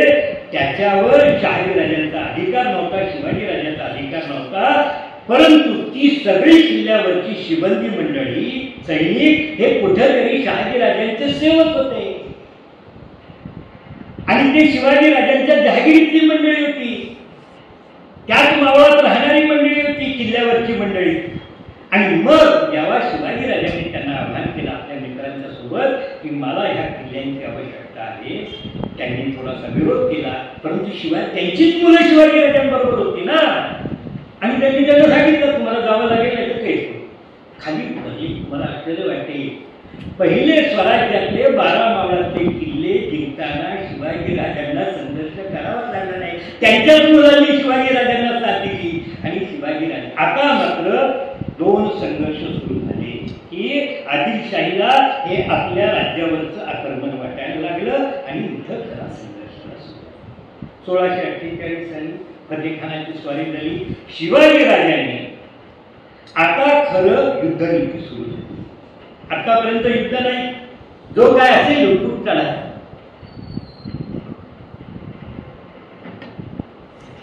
आता 1648 साली पहिला स्वराज्याचा संघर्ष आहे. आणि हा इतका विषम आहे की या मुलाकडं 18 वर्षाचा मुलगा आहे. आपला मुलगा दररोज चहा प्यायला पैसे. अशा वेळेस हा मुलगा काय करतोय समजून घ्या. 18 वर्षाचा मुलगा आणि त्याच्यावर 20,000 सैन्य घेऊन एक आदिलशाहीतला बलाढ्य सरदार आक्रमण करून ह्या मुलाकडे सैन्याचे 500,000, 1,000 आणि 20,000 असा विषम लढा आहे. आणि मग काय केलं की एक नीती, दुर्गणी. शिवाजी राजाने अभ्यास केलाय, जिजाऊंनी त्याला घडवलंय की बाबा रे, तुझ्या वडिलांनी आधी निजामशाहीच्या रक्षणाच्या निमित्ताने या देशामध्ये स्वराज्य निर्माण करण्याचा एक प्रयत्न केला होता. त्यावेळेस या 12 मावळातल्या मावळ्यांनी आणि ह्या सह्याद्रीतल्या गडकोटांनी त्याला साथ दिली. जर तुला स्वतःचं राज्य निर्माण करायचं असेल तर तुला या दुर्गनीतीचा, या गडकोटांचा आणि या सह्याद्रीचा आणि त्यातल्या मावळ्यांचा स्वीकार करावा लागेल. या सह्याद्रीला तुझं सेनापती करावं लागेल. आमच्या भीष्म नीती, चाणक्य नीती, शुक्र नीतीमध्ये दुर्ग महती सांगितली आहे. 100 योद्धे एका किल्ल्याच्या सहाय्याने हजारो शत्रूंशी वर्षानुवर्ष संघर्ष करू शकतात. हे सूत्र आहे. आणि हे सूत्र समोर ठेवून आपल्याकडे सैन्य नाही, परंतु आपल्याकडे ओस पडलेले किल्ले आहेत. त्याच किल्ल्याच्या सहाय्याने शिवाजी महाराजांनी हा लढा यशस्वी. आता मुळात तत्व काय होतं की स्वराज्याविषयी प्रेम आणि त्या स्वराज्याच्या रक्षणासाठी कुठलाही त्याग आणि बलिदानाला सिद्ध असणारी सामान्य प्रजा, हे मोठं आव्हान होतं, सगळ्यात अवघड. आणि ते करण्यासाठी शिवाजी महाराजांनी इथल्या लोकांना आवाहन केलं की बाबांनो, मी तुमचं संरक्षण करू शकत नाही, कारण की तेवढी माझी स्थिती नाही, माझी शक्ती नाही. तुम्हाला तुमचं रक्षण करावं लागेल. सामान्य प्रजेच्या हातात शिवाजी महाराजांनी शस्त्र दिलं आणि त्याला शस्त्रबद्ध केलं. अनेक शतक हिंदूंना शस्त्र माहीत नव्हतं. शिवाजी राजाने हिंदूंच्या हातात शस्त्र देऊन त्याला सशक्त केलं. आणि अशा पद्धतीने गावोगावाला सामान्य जनता या परकीयांच्या आक्रमणापासून आपल्या गावाचं, आपल्या सहकार्याचं, आपल्या प्रजेचं, आपल्या मुलाबाळांचं रक्षण करण्यासाठी सिद्ध झाले. आणि याच लोकांना शिवाजी महाराज आपल्या बरोबर घेतले. बघा, शिवाजी महाराजांनी युद्धशास्त्राचा अभ्यास केला. एका बाजूला आपला विषम लढा आहे, एका बाजूला हजारो लाखोचं सैन्य आहे आणि त्यांच्याकडे साधन सामुग्री आहे, त्यांच्याकडे पैसा आहे, मनुष्यबळ आहे, आपल्याकडे काही नाही, तरी देखील यशस्वी आहे. शिवाजी महाराजांचं पहिलं आव्हान होतं की ह्या देशातला हिंदू समाज अनेक शतक सातत्याने होणाऱ्या पराभवामुळे एका पराभूत मानसिकतेत गेला होता. लक्षात ठेवा, अत्यंत अवघड स्थिती होती. एकदा मनाने खचलेल्या समाजाला उभं करणं अतिशय कठीण. हे आव्हान होतं शिवाजी राजांना. आणि अशा पराभूत मानसिकतेच्या समाजाला शिवाजी महाराजांनी संघर्षासाठी उभं केलं.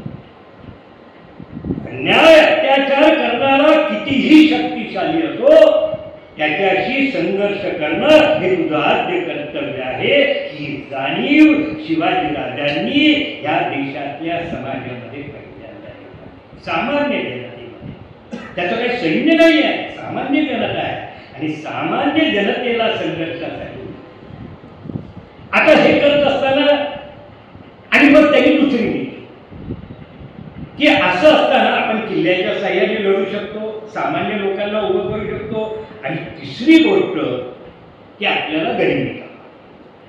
आता भारतीय परंपरागत तत्वज्ञान काय सांगतं की क्षत्रियाचं कर्तव्य काय. शत्रूने आव्हान दिल्यानंतर शत्रूने रणांगणात कुठलाही विचार न करता लढलं पाहिजे. आणि या तत्वामुळे आमचा घात झाला. लाखाच्या फौजा आल्या आणि राजपूत 1000-2000 सैन्य घेऊन एकटे लढत राहिले, एकत्र लढले नाही. शेवटी विनाश त्यांचा झाला. लढणारे मृत्यू पावले, बाधापुरते शिल्लक. आणि त्याचा परिणाम एक निराशा पसरलेली होती की हिंदू समाज या संघर्षामध्ये कधीही यशस्वी विजयी होणार नाही. या मानसिकतेने पछाडलेल्या हिंदू समाजाला शिवाजी राजांनी संघर्षासाठी उभं केलं आणि विजयाचा मार्ग दाखवला.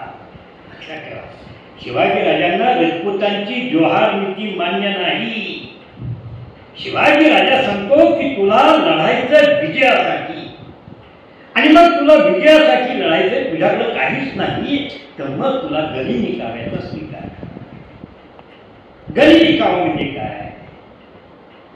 ही भूमी मी निवडणार, वेळ मी निवडणार. लक्षात ठेवा, गनिमी काव्याचं सूत्र मी वेळ निवडणार, कोणत्या वेळेस तुझ्याशी लढायचं, कुठे लढायचं हेही मी निवडणार, आणि कसं लढायचं हेही मी निवडणार.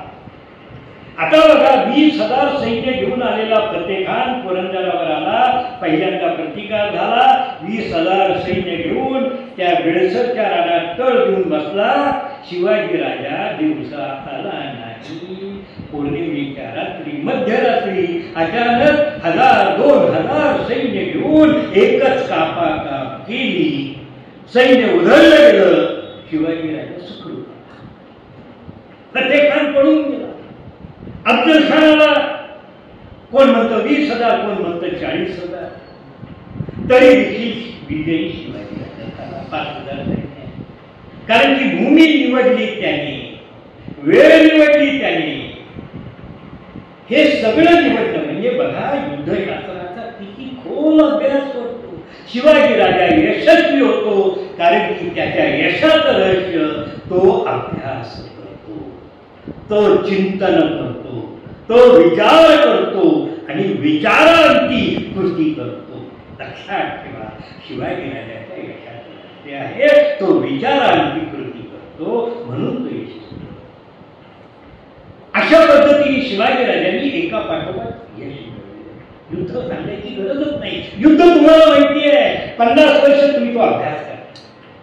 आता बघा, शाहिस्ते खान आता मात्र प्रसंग वेगळा आहे. शाहिस्ते खानाला माहिती आहे शिवाजीची ताकद सह्याद्रीमध्ये आहे, गडकोटात आहे, म्हणून तो यायला तयार नाही. आणि शिवाजी राजाला शाहिस्ते खानासारख्या उघड्यावर पुण्यामध्ये मैदानात असलेल्या 1,00,000 फौजेवर आक्रमण करणं म्हणजे स्वतःची आहुती देणं, विनाश करणं. आणि अशा वेळेस हा राजा स्वतःचा जीव धोक्यात घालतो, 200-300 मावळ्यांना घेतो आणि एक शॉक ट्रीटमेंट. जगातला पहिला सर्जिकल स्ट्राईक 1,00,000 फौजेमध्ये येऊन त्या शाहिस्ते खानावर हल्ला केला. त्याच्या सुदैवाने तो वाचला. 3 बोटं गमवावी लागली, परंतु त्याला जाणीव झाली की 1,00,000ची फौज शिवाजी राजापासून आपलं रक्षण करू शकत नाही. आणि तिसऱ्या दिवशी स्वराज्यावरचं सगळ्यात बलाढ्य संकट दूर झालं. शाहिस्ते खान तिसऱ्या दिवशी पुण्यातून पळून केवढा मोठा विजय. कोण एवढं धाडस करेल? पण हे करत असताना लक्षात ठेवा एक महत्वाची गोष्ट आहे. शिवाजी राजाने काय केलंय, त्याच्याबरोबर जी 300 मावळे आहेत ना, तो प्रत्येक शिवाजी आहे. आपण तुकारामांच्या कथेमध्ये काल्पनिक कथा आहे सब शिवाजी. तुकाराम महाराजांनी सगळ्यांना शिवाजी केलं, शिवाजी राजांनी सगळ्यांना. कारण की त्या शाहिस्ते खानावर छापा घालायला गेलेले शिवाजी राजाचा प्रत्येक सहकारी वेगवेगळ्या ठिकाणून वेगवेगळे पेहराव करून रूप घेऊन तिथं सांगितलेल्या वेळेस मोबाईल नाही, घड्याळ नाही, तरी वेळेवर येतात. आणि आम्ही फक्त लग्न मुहूर्ताच्या 1 तास उशिरा. इथं तुमच्यात आणि आमच्यात फरक आहे. शिवाजी राजांनी आमच्यात काय फरक आहे, का आम्ही तसं होऊ शकत नाही, याचं कारण शिवाजी राजा. त्यांनी माणसांची निर्मिती केली. आणि म्हणून जिजाबाई काय करतात बघा, शिवाजी जिजाबाईंची एकच धारणा आहे की आदर्श व्यक्ती आदर्श समाज घडवतो आणि आदर्श समाज आदर्श राष्ट्र. हे शिवाजी महाराजांचं सूत्र आहे. राष्ट्राला आदर्श करायचा असेल तर राष्ट्रातला समाज आदर्श घडला आहे. आणि राष्ट्रातला समाज आदर्श कधी होईल तर त्या समाजातली प्रत्येक व्यक्ती आदर्श होईल. अशी व्यवस्था शिवाजी राजांनी निर्माण केली. आणि म्हणूनच हे कार्य लक्षात ठेवा, त्या 250 लोकांपैकी प्रत्येक व्यक्ती शिवाजी राजांच्या विश्वासाला सार्थ होती. आणि म्हणून शिवाजी राजे यशस्वी झाले. तानाजी मालुसरे घरचं कार्य बाजूला सारून राष्ट्र कार्यासाठी बलिदान देतो. आणि ज्या राष्ट्रातली सामान्यातली सामान्य व्यक्ती घरचं सर्वोच्च कार्य चालून राष्ट्र कार्यासाठी बाहेर पडते, त्या राष्ट्राला, त्या समाजाला जगातली कोणतीही शक्ती पराभूत करू शकत नाही. हे शिवाजी महाराजांचं. आणि तोच बाजी पासल, तोच बाजी प्रभू सांगतो की 1,00,000 दिले तरी व्यर्थ, तुम्हासारखा लाखाचा पोशिंदा जगला पाहिजे. हा इथल्या सामान्य व्यक्तीचा विचार होता. हा लाखाचा पोशिंदा आहे, हा राष्ट्राचा निर्माता आहे. तो जगला पाहिजे तर राष्ट्र जगणार आहे, तर धर्म जगणार आहे, तर संस्कृती जगणार आहे, तरच समाज जगणार आहे. आणि म्हणून समाजाने शिवाजी राजांचं. आता बघा शेवटचं पर्व शिवाजी महाराजांची सांस्कृतिक क्रांती. सांस्कृतिक क्रांती म्हणजे काय? आता बघा, अनेक वेळा मला पहिला प्रश्न विचारला, पत्रकारांचा पहिला,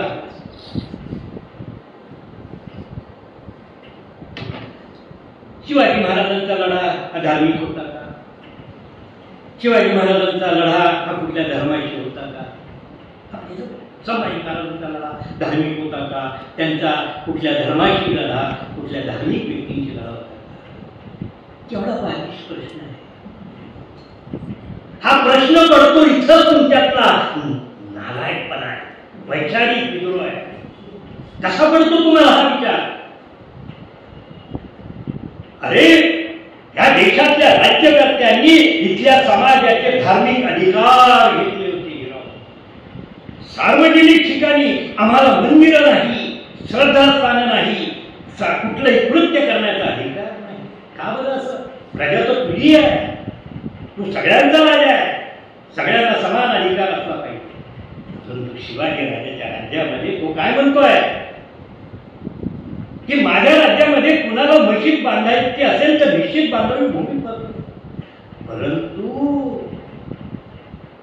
तुम्हाला मशीद बांधण्यासाठी माझं मंदिर उद्ध्वस्त करावं लागतं, हे मला नाही मान्य. आणि तुमचा धर्म प्रसार करण्यासाठी माझ्या धर्म बांधवावर अन्याय अत्याचाराने तुला धर्म लादायचा असेल तर हे देखील मी सहन करणार. हा क्रांतिकारक आहे. शिवाजी राजांना जसं परकीयांशी संघर्ष करावा लागला तसा आपल्या धर्म मार्तंडाशीही लढावं लागलेलं आहे. कारण की हे दुखणं जुनं आहे.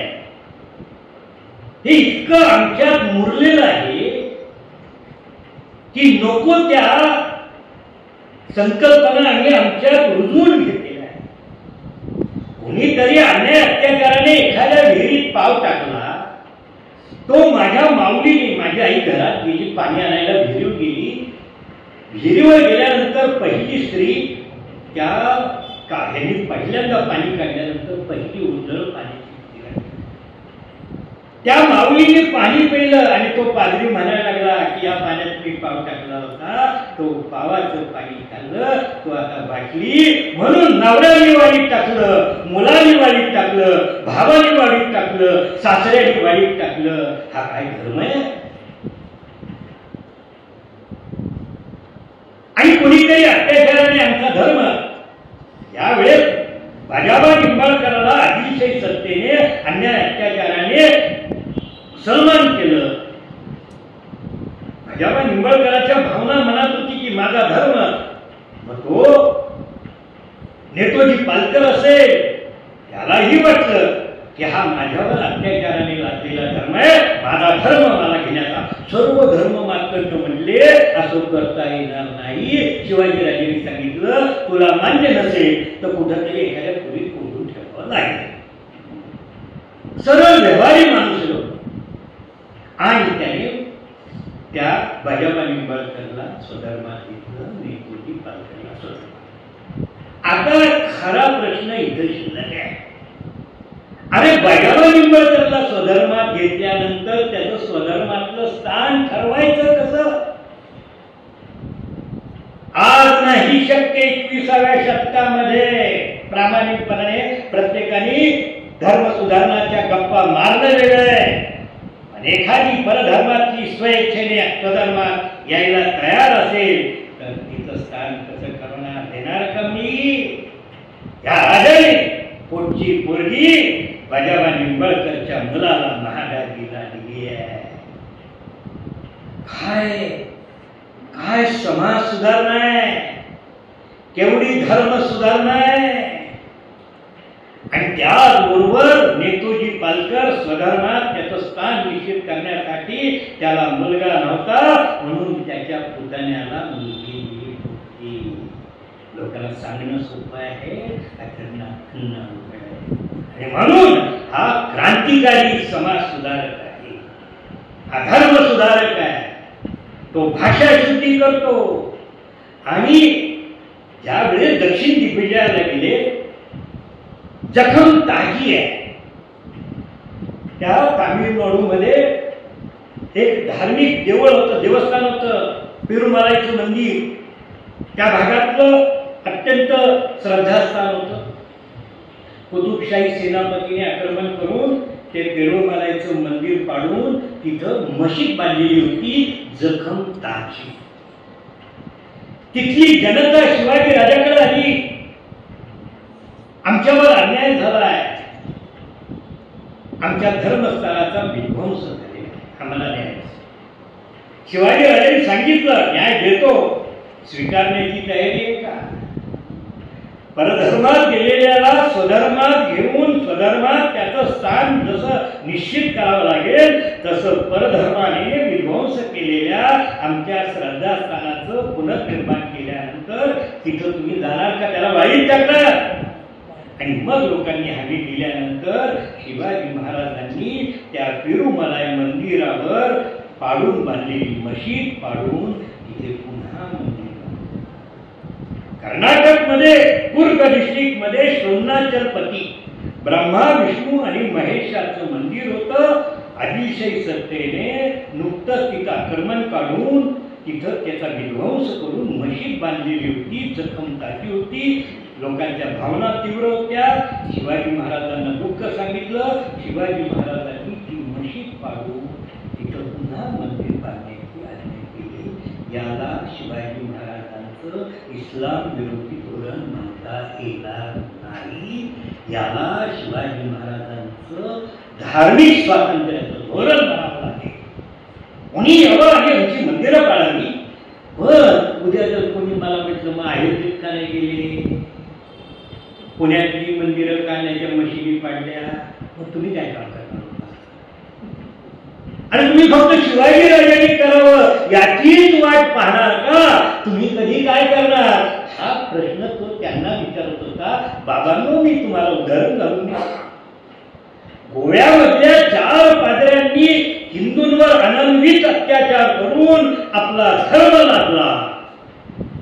शिवाजी राजा गोव्यात गेल्यानंतर त्या 4 पाद्र्यांना कैद केलं आणि त्यांना प्रश्न विचारला की जसा अन्यायाने तुम्ही तुमचा धर्म माझ्या बांधवांवर लादला, असं मी आज तुम्हाला सांगतो की तुम्हाला माझा धर्म स्वीकारावा लागेल.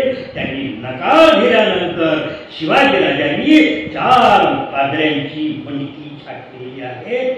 त्याला तुम्ही काय म्हणणार? आणि सप्तकोटेश्वर त्या पोर्तुगीजांनी अनेक वेळा गोव्याच्या त्या आराध्य दैवताचा विध्वंस केला. शिवाजीराजांनी त्याचा जीर्णोद्धार केला. सप्तकोटेश्वराचा ही शिवाजी महाराजांची धार्मिक. शिवाजी महाराजांनी आज सांगतोय, परत सांगतो की शिवाजी महाराजांना मशिदी पाडण्यात स्वारस्य नाही, परंतु जर कोणी माझ्या समान आता माझ्या काळात जर कोण मशीद पाडून मंदिर पाडून मशीद बांधणार असेल तर ती मशीद पाडून पुन्हा देऊळ बांधायला मी माझं पुढं बांधणार नाही. मी माझ्या स्वधर्मियांना स्वधर्मात घेणारच. माझ्या भाषेची मी शुद्धी करणार. असं करणारा हा सांस्कृतिक जीर्णोद्धार करणारा भारताचा राजा आहे. आणि म्हणून भारतीय संस्कृतीचं रक्षण झालंय. शिवाजी राजाची एवढी प्रचंड मोठी ती स्वातंत्र्याची पद्धत आहे. लक्षात ठेवा, शिवाजी महाराज ही भारताच्या स्वातंत्र्याची प्रेरणा देवता आहे. आणि ती शक्ती एवढी त्यांनी सामान्य व्यक्तींमध्ये स्वातंत्र्याचं प्रेम निर्माण केलं की शिवाजी महाराजांच्या पश्चात 27 वर्ष लढून मराठ्यांनी स्वतःचं स्वातंत्र्य प्रभावित केलं. की ज्या औरंगजेबाने 1.5 वर्षामध्ये शेकडो वर्षाची आदिलशाही सल्तनत जिंकली, ज्या औरंगजेबाने 6 महिन्यात शेकडो वर्षाची कुतुबशाही सल्तनत जिंकली, ज्या औरंगजेबाचं साम्राज्य एवढं मोठं होतं, सम्राट अकबराच्या 1.5 पट होतं, त्याच औरंगजेबाला शिवाजीराजांनी निर्माण केलेलं काही छोट्याशा जिल्ह्यांचं स्वराज्य कधीही जिंकता आलं नाही. आणि त्याच औरंगजेबाला हा लढा आहे. लक्षात ठेवा, शिवाजी राजाचा लढा हा फक्त धर्माचा, नैतिकतेचा, त्याच्याही पुढं हा मानवतेचा लढा आहे. शिवाजी राजा हा फक्त मराठा समाजाचा नाही, तो फक्त हिंदू समाजासाठी प्रेरणास्थान नाही, तो जगासाठी, मानवी समाजासाठी आदर्श आहे. आणि म्हणूनच तो पोर्तुगीज गव्हर्नर असेल, इंग्रज गव्हर्नर, कोण त्यांची जुलियस सीझरशी, कोणी अलेक्झांडरशी तुलना करतात. अलेक्झांडर किंवा जुलियस सीझर हे महान सेनापती होते, ते आदर्श राज्यकर्ते नव्हते. शिवाजी जेवढा महान अजिंक्य सेनानी होता तेवढा महान राज्यकर्ता होता. आणि तो स्वातंत्र्य, आणि त्यामुळे शिवाजी राजांमुळे स्वातंत्र्याची ज्योत एवढी एक आत्मविश्वास मराठ्यांना निर्माण झाला की आम्ही औरंगजेबाला ह्या भूमीत घालू शकतो, तर ह्या देशाचं उत्थान आम्हीच करू शकतो. आणि म्हणूनच फक्त 12 वर्षामध्ये मराठ्यांनी दिल्ली जिंकली. फक्त 50 वर्षामध्ये मराठ्यांनी अटकपासून कटकपर्यंत साम्राज्य निर्माण केलं. आणि ज्या ज्या वेळेस या संस्कृतीवर, या राष्ट्रावर पुन्हा एकदा रानटी आक्रमण, मग ती नादिरशाह असेल, तो अब्दाली असेल किंवा तो इंग्रज असतील, शेवटी शिवाजी राजांपासून प्रेरणा घेतलेलेच मराठी लढत राहिले आणि या स्वातंत्र्याचं कार्य पुढे गेलं. आणि म्हणूनच ती स्वातंत्र्याची देवता शिवराय, मग ते आमचे उमाजी नाईक असतील, ते वासुदेव भगवंत फडके असतील, ते आमचे चाफेकर असतील, ते लोकमान्य टिळक असतील, ते बिपिनचंद्र पाल असतील, ते लाला लजपतराय असतील, ते भगतसिंग असतील, ते रवींद्रनाथ टागोर असतील, ते सुभाषचंद्र बोस असतील, त्या सगळ्यांची ही प्रेरणा देवता होती. आणि त्यांचीच आराधना करून, स्वातंत्र्याचा संघर्ष करून 15 ऑगस्ट 1947 साली आम्हाला स्वातंत्र्य मिळालेलं आहे. स्वातंत्र्य मिळालेलं आहे, फक्त सुराज्य व्हायचं राहिलेलं आहे.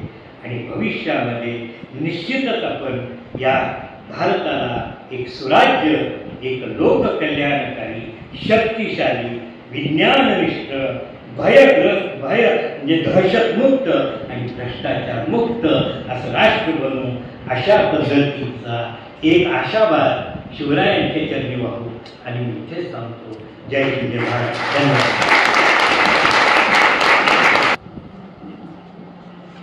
राष्ट्रपुरुष छत्रपती शिवाजी महाराज आणि राजमाता जिजाऊ यांना वंदन करून माझं अध्यक्षीय मनोगत अगदी थोडक्यात, अगदी मोजक्या वाक्यांमध्येच मी व्यक्त करणार आहे.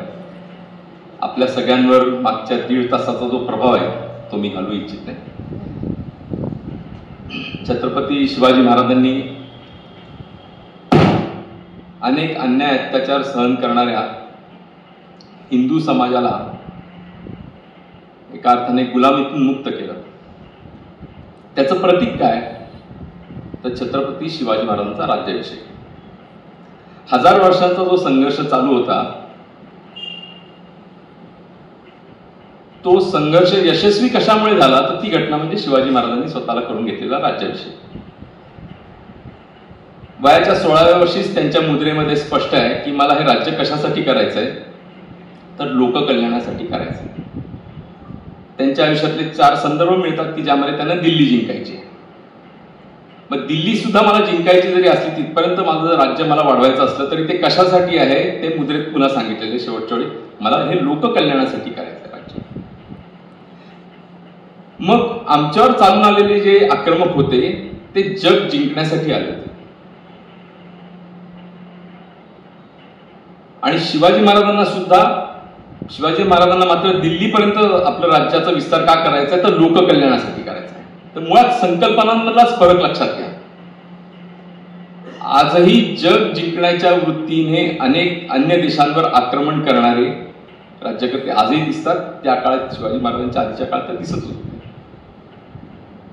आणि मला माझं राज्य लोककल्याणासाठी करायचं.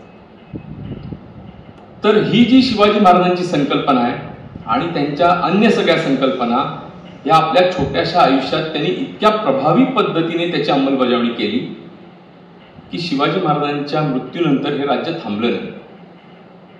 आणि त्यालाच म्हणायचं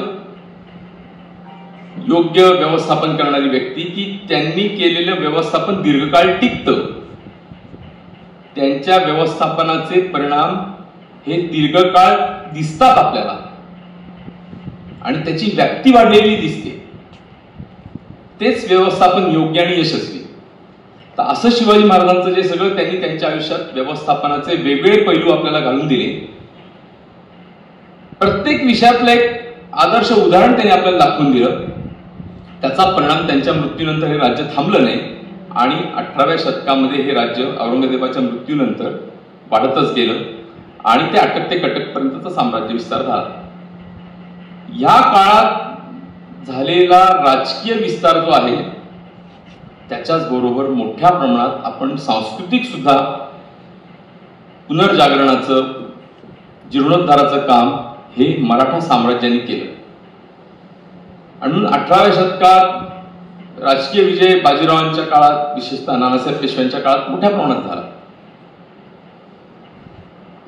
पण त्याच्याच बरोबर पुण्यश्लोक अहिल्यादेवी होळकर आहे की ज्यांचं यावर्षी त्रिजन्मशताब्दी वर्ष आहे. तर या ज्या शिवाजी महाराजांच्या लोककल्याणकारी राज्याच्या संकल्पना होत्या त्या अतिशय प्रभावी पद्धतीने आणि फार मोठ्या स्केलवर जर कोणी केल्या तर त्या पुण्यश्लोक अहिल्यादेवींनी केल्या. अक्षरशः आजच्या काळामध्ये जर विचार केला तर काही लाख कोटी रुपयांची कामं इन्फ्रास्ट्रक्चर वाईज ही अहिल्यादेवींनी केलेली आपल्याला दिसतात. त्यांची यादी उपलब्ध आहे सगळी. तर ही शिवाजी महाराजांची जी संकल्पना आहे ती प्रभावी पद्धतीने 18व्या शतकात पुण्यश्लोक अहिल्यादेवींनी नेली. त्यांचा एक त्रिजन्मशताब्दी वर्ष आहे. यावर्षीचा अजून एक उल्लेख आहे तो म्हणजे हे राज्य पतन झालं 1818 साली सामान्यतः असं मानूया. पण त्याच्या आधीच खरं त्याच्या पतनाची सुरुवात झाली होती 1803च्या आसपासच. पण 1818 पासून आपण अधिकृतपणे म्हणूया. त्यानंतरच्या काळातही 1857ला जो ब्रिटिशांविरुद्ध एक स्वातंत्र्याचा उठाव लढा केला गेला त्याचं नेतृत्व एका महाराष्ट्रीयन व्यक्तीनेच केलं. तेही दुसरे नानासाहेब पेशवेचे. त्यांचंही यावर्षी द्विजन्मशताब्दी वर्ष आहे. तर ह्या ज्या शिवाजी महाराजांच्या संकल्पना आहेत या मराठा साम्राज्याने, ठीक आहे, त्याच्या पतनानंतरही पण महाराष्ट्रीयन या मंडळींनी मोठ्या प्रमाणात पुढे केल्या, राबवल्या. तर त्याची काही उदाहरणं मी पुण्यश्लोक अहिल्यादेवींची सांगतो. त्यांचं चरित्र यावर्षी सगळ्या समाजासमोर आलंय. तसं नानासाहेब पेशव्यांचं सुद्धा यावं असं या दृष्टीने आम्ही यावर्षी खूप प्रयत्न केले आणि त्याला चांगलं यश पण आहे. सांगण्याचा उद्देश असा की हे जे 18वं शतक आहे, या शतकात जो राजकीय विजय मिळाला तर त्यानंतर त्याचं सांस्कृतिक विजयात रूपांतर करायला आपण कमी पडलो. म्हणजे जगात ज्या ठिकाणी हे सगळे अन्यायी अत्याचारी आक्रमक गेले आणि त्यांनी तिथल्या राजाला पराभूत केलं, थोडक्यात राज्यकर्ता बदलला, तो वेगळ्या धर्माचा आला. खरं म्हणजे हे धर्मही नाहीत, खरं एका अर्थाने ते पंथ आहेत असंच म्हणूया, प्रचलित शब्द म्हणून धर्म मी वापरतोय. तर राज्यकर्त्याचा धर्म बदलला आणि 2-2, 5-5, 10-10, 12-12, 15-15 वर्षांमध्ये तिथल्या प्रजेचा धर्म बदलला. आणि म्हणून जगात आज 80-90 देश ख्रिश्चन दिसतात आणि 70-80 देश इस्लामी दिसतात. राज्यकर्ता बदलला, प्रजेचा धर्म बदलला. मग आमच्याकडे 1000 वर्षाची आक्रमण आणि त्यातनं आलेली गुलामगिरी सहन करूनही आम्ही हिंदू म्हणून शिल्लक कशामुळे राहिलो? वास्तविक औरंगजेबाच्या त्या वरवंट्याखाली हिंदू संस्कृती नष्ट होण्याच्या मार्गावर असताना शिवाजी महाराजांचा जन्म झाला आणि त्यांनी जे कार्य करून दाखवलं त्याच्यामुळे आमची संस्कृती ही शिल्लक राहिली. आणि म्हणून हे अतिशय सार्थ असं इथे बाळासाहेबांनी आपल्याला सांगितलं की संस्कृती जीर्णोद्धारक आहे. आणि जर शिवाजी महाराजांचा जन्म झाला नसता तर हे सगळे 1000 वर्षांचा हिंदू समाजाचा संग्रह शब्दशः वाया गेला असता आणि आपण सगळे आज मुस्लिम दिसलो असतो. म्हणून शिवाजी महाराजांनी हा जो छोट्याशा त्यांच्या स्वराज्यात, त्यांच्या छोट्याशा कालावधीत जो एक वर्किंग फोर्स सगळा निर्माण करून ठेवला, त्याचा परिणाम आम्ही हिंदू म्हणून शिल्लक राहिलो. त्याचे सगळे वेगळे पैलू आपल्या सगळ्यांच्या समोर त्यांनी पुढे केले. तर अशा पद्धतीचे कार्यक्रम या मंडळात वारंवार व्हावेत आणि या इतिहासकारांनी जे योगदान दिलंय त्या योगदान आणि त्यातनं समोर आलेला जो इतिहास आहे, खरा इतिहास आहे, वास्तव इतिहास आहे, तो सगळ्या समाजासमोर आणण्याचं काम अधिक प्रभावी पद्धतीने जर आपण पुढच्या काळात करू शकलो तर हे शिवाजी महाराजांचे संस्कृती जीर्णोद्धाराचे जे प्रयत्न आहेत तोच धागा पकडून त्याची अधिक मोठ्या प्रमाणात व्याप्ती आपण पुढच्या काळात वाढवू शकू. एवढंच या ठिकाणी बोलतो आणि थांबतो.